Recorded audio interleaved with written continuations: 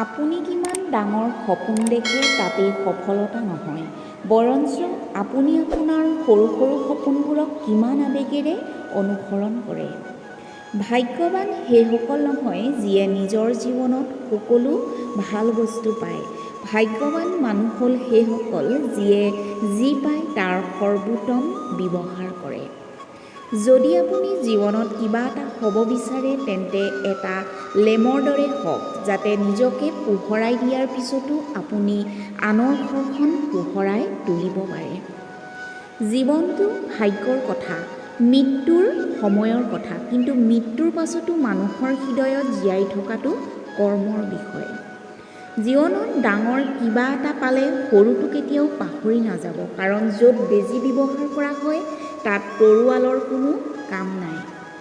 হে মোৰ বন্ধু, হাঁহিবলৈ কাৰণ বিচাৰি নাযাব, নহ'লে জীৱনটো এনেকৈয়ে শেষ হৈ যাব। কেতিয়াবা কোনো কাৰণ নোহোৱাকৈ হাঁহি মাৰি আপোনাৰ জীৱনেও আপোনাৰ লগত হাঁহিব।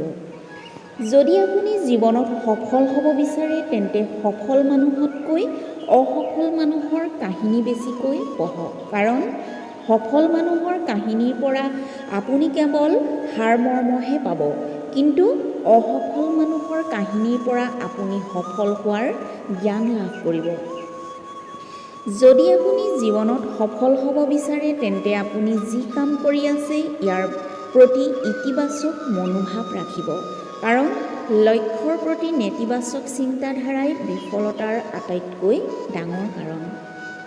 কোনো ব্যক্তি যদি মৌন হৈ থাকে তেন্তে তাৰ অৰ্থ তেওঁ দুৰ্বল বুলি নহয়, সেয়া তেওঁৰ মহত্ব, কাৰণ যিজনে সহ্য কৰিব জানে ক'বও জানে।